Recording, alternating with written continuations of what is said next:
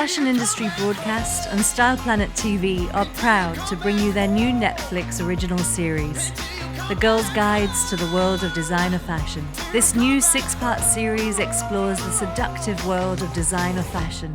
Series 1, The History of Lingerie. Series 2, The Legend of the Designer Bag. Series 3, The Mystery of the High Heel. Series 4, American Fashion. Series 5, Italian Fashion. And Series 6, Paris Fashion.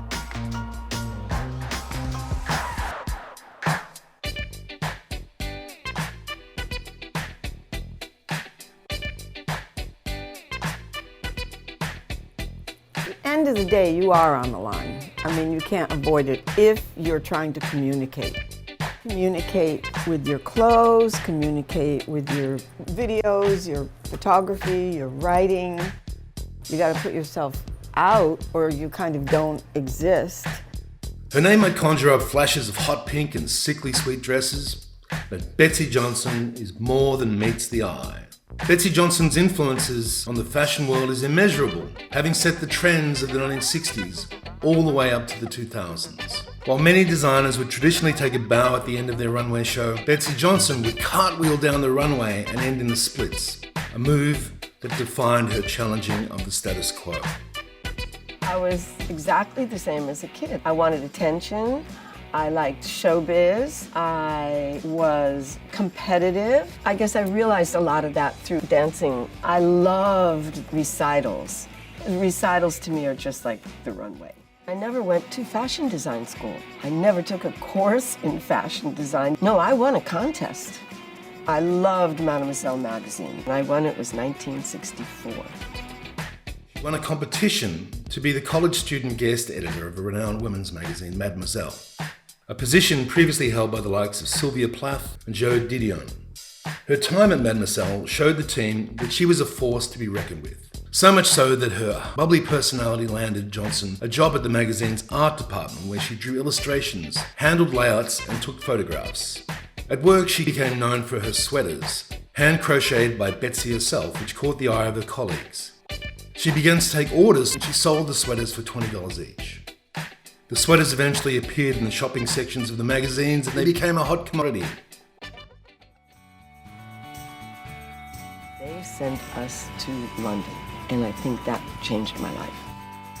It just happened so naturally, and I went to work making what I wanted to wear. And all I wanted to wear was a t-shirt with a little flip on the end called a mini dress. As her time at Mademoiselle passed, it was clear that Betsey was too much of a big personality to be held back. In New York City, a new boutique had just opened on Madison Avenue called Paraphernalia. It was intended to emulate the mod sensibilities of the British youth, and it was looked to feature the up-and-coming designers to showcase. A store boutique that would pull the hottest, hippest, newest fashion to New York. So it was a smattering of imports. Right off the bat, my name was in the label. It was Paraphernalia by Betsey Johnson. It was Edie Locke, then editor of Mademoiselle, who put forward Betsey Johnson's name, and soon enough, Johnson received a workroom in the famed boutique. Some of her signature pieces during this time included a lame fishnet shift dress, her famous nylon microskirts, and a sparkling silver motorcycle jacket. Johnson's experimentation with different textiles stemmed from her exposure to unique fabrics in the art department at Mademoiselle. Paraphernalia's innovative use of fabrics would come to define the boutique, making clothing that you'd spray with Windex rather than dry clean, as Betsey Johnson once said. Her designs were also radical in concept. She designed a clear vinyl dress with do-it-yourself stickers to customize as you please, as well as the famous noise dress, the jersey A-line piece with metal grommets at the hem of the dress. Despite the boutique showcasing several designers, the Betsey Johnson name became synonymous with paraphernalia, with the boutique even showing her name on their advertisements.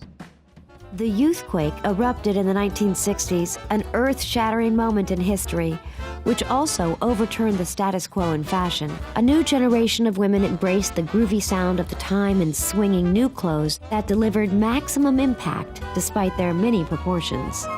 And growing fast was a new generation of youth Quakers who were under 24 and 9 million strong in the U.S. alone, as Vogue reported in 1965. That energy helped bring us style icons including Brigitte Bardot, Jane Birkin, Catherine Deneuve, Francois Hardy, and Penelope Tree. Johnson and her designs often cited one of the key figures of youthquake, the 1960s social movement, a term coined by then editor of Vogue, Diana Vreeland. It referred to youth taking control of the mass market and challenging the status quo of the previous generation. In the fashion world, it meant shifting the power away from the dominant couture houses with young people ready and waiting to partake in the new trends. It was the catalyst for the ready-to-wear mode of fashion, and the recognition of youth as a powerful demographic was something that will be forever embodied in Johnson's designs in her career. I get a vibe from music, like disco. You can definitely know what the dress code is for disco. You definitely know rock and roll is spontaneous. You definitely know punk is rock and roll gone mad. Yeah. I mean, Dylan's this way, Jagger's that way. Right. The Beatles are another way. Yeah. I think the Velvets, I loved their music. Lou Reed said I cut a good crotch. As the sentiments of youthquake movement were felt in society, fashion became increasingly disposable. Johnson referred to her time at paraphernalia as the first era of throwaway clothes, as people would often enter the boutique dressed in their day clothes, purchase an outfit for the night, and essentially discard it tomorrow.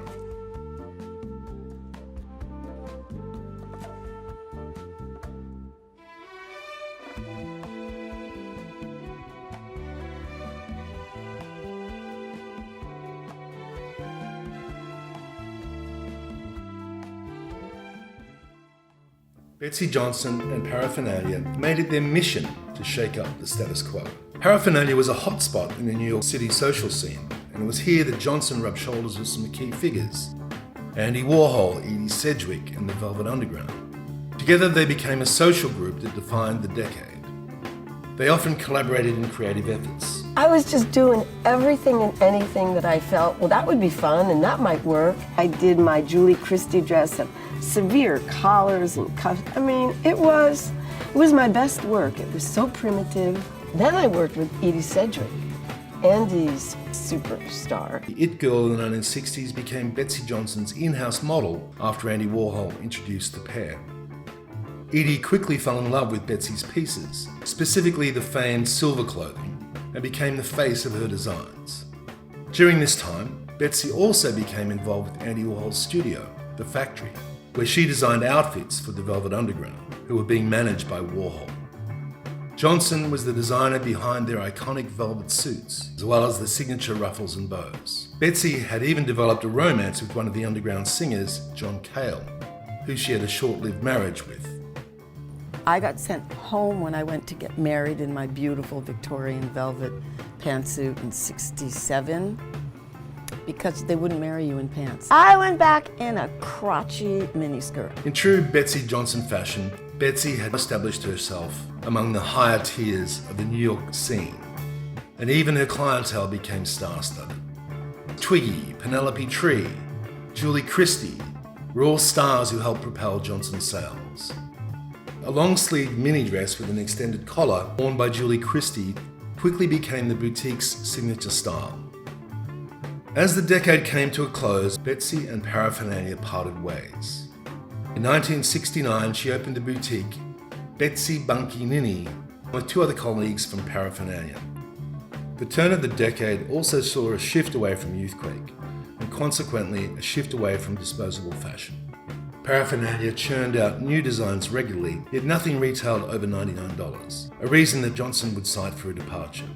The problem with paraphernalia that it wanted everything immediately, Betsey said. It couldn't offer high fashion at JCPenney prices. Towards the end of the decade, her time at paraphernalia was characterized by following trends rather than setting them. Her time at Betsey Bunky Ninny allowed her to regain some of the creative control she had lost towards the end of her love affair with paraphernalia. Whilst her colleagues handled the buying and the business, Johnson continued to showcase her eclectic but brilliantly crafted designs. Becky Bunky Ninny would go on to make $350,000 a year in sales, and it was clear that the boutique culture had made its mark on the New York fashion scene. In 1970, she signed a deal with junior sportswear line Alley Cat. Johnson saw an opportunity to combine her zeal for the costume-like and campy with the techniques of mass production. Whilst many seem to overlook the few years she spent at Ellicat, it was here that Johnson started to clearly define her own brand. The designs were an amalgamation of textile, colour and pattern. Her most influential designs included whimsical jacquard sweaters, in which she incorporated into new patterns, including mini and maxi dresses, hot pants and bell-bottoms. Catering to her audience, she maintained the essence of high street pieces but differentiated them for younger girls. She would reinvent the heavy 70s fur coat by using faux fur trim and colourful patchwork to make it a lighter and more approachable piece. All eyes were on her and her designs, so much so that her designs were almost the most knocked off on 7th Avenue. As Johnson by Ellicat grew, so did the pressure on Johnson, and the fatigue left by market imitation and the expectations of mass-produced fashion led Johnson to leave Ellicat in 1975. In the 1970s, Johnson occupied a unique position in the fashion world. She was a highly lauded designer, having been the youngest designer ever to win the Coty in 1971, an award she shared with her contemporary Halston. However, she spent the 1970s freelancing, feeling dissatisfied and uninspired. It was in the late 1970s that the Betsey Johnson label came to fruition, the iteration of Johnson's fashion that we're most familiar with today. In 1978, Johnson met Chantal Bacon through mutual friends, and after hitting it off, they launched the Betsey Johnson label. Bacon, a former sales rep and model, handled the business side of things while Johnson honed in on her designs. It was a match made in heaven, and Johnson gave Bacon half the company up front. I don't think we ever thought about the future. We were always very in the moment, so we didn't have any big long-range plans. It just kind of, we wanted to have a nice day and make clothes that we liked and, have a business that was successful. If I thought we were gonna be here, I would have saved more clothes. If you have any Betsey vintage, call the company. I'm looking for it. We didn't save much. We didn't save anything. The birth of the label was synchronous with the punk movement, giving Johnson's designs a breath of life and resonance with the it crowd. In the 1980s, she had regular slot in New York Fashion Week, showcasing her designs covered in the signature rose print, as well as lycra leggings and midriff bearing crop tops. Johnson and Bacon had done something extraordinary with the Betsey Johnson label. They had given clothes life, and those who wore it would be part of the imaginary clique of Betsey girls. Her clothes were popular amongst rock stars of a generation. Johnson dubbed Debbie Harry and the B-52s Betsey girls. Her connection with these musicians proved to be particularly influential due to the launch of MTV at the beginning of the decade. Ladies and gentlemen, rock and roll. For the first time, people had a visual connection to the music and the clothes. She was a breath of fresh air from other New York designers. As Bacon said, we were doing a lot of pink and black striped lycra when everyone was doing the earth tone Annie Hall thing. Johnson and Bacon wanted the clothes to represent their lifestyles, which included heading downtown to the New York hotspots like the Mud Club straight after work. Her 80s designs were characterized by petticoats, fishnet zippers and lycra. But the silhouette was movable, allowing the wearer to remain active and on the move, a must for dancers and rock stars of the period. Rock and roll. I never went after anybody. People just seemed to go to my retail stores and buy me. Like Amy Winehouse. I didn't sell her the sailor dress sheath that she wore on her wedding day. I mean, she went to the stores and she bought retail. The same with Madonna, the same with Britney, the same with Rihanna, Katie, all of them. No bullshit, no game playing. They simply like my work. I've always liked to look weird. I was always my own guinea pig. I didn't realize I was pushing boundaries. I just wanted to do what I wanted to do. I always wanted to have a sense of like, hi, I'm designing the clothes, but I'm just like you. In the 1990s, Johnson managed to capture both the understated cool and minimalism of the era with his signature whimsical touch, featuring slip dresses, sheer overlays, matching cords, and using on-trend textiles like velvet. Collections often combine clothes for the everyday girl with more daring pieces.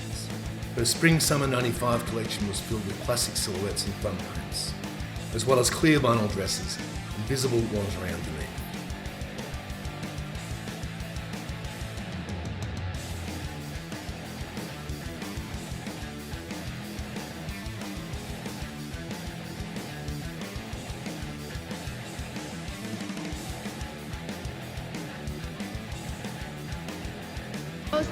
My bestest show because it's the way I like to dress.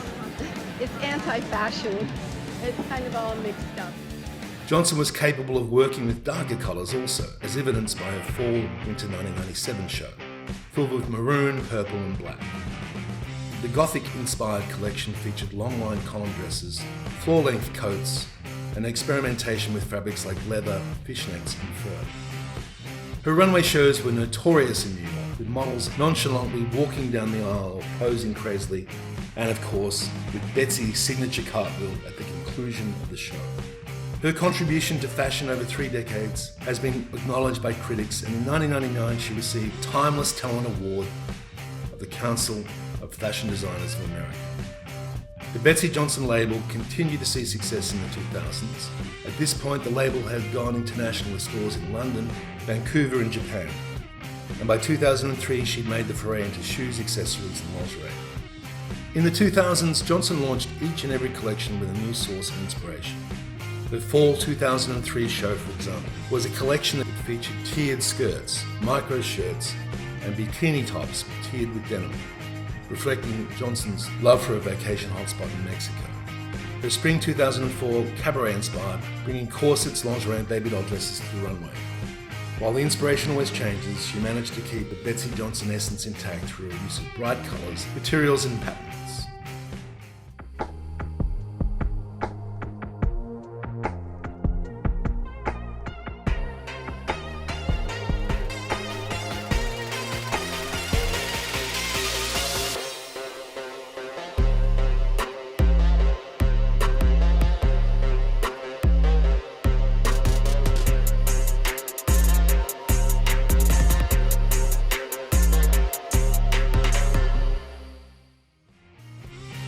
The mid-2000s would ultimately bring the prosperous label to its demise. In 2007, Johnson & Bacon sold a majority stake of the company to a private equity firm. Up until then, the label's growth and expansion had happened naturally, but Johnson & Bacon opted to open more stores. The decision was seemingly the final nail for the Betsey Johnson label, and as the 2000s progressed, sales decreased, and as a global financial crisis led to the company to be $48.8 million in debt. We went bankrupt. And then at 2 minutes before midnight, something like that, Madden calls and he's buying up the bank loan.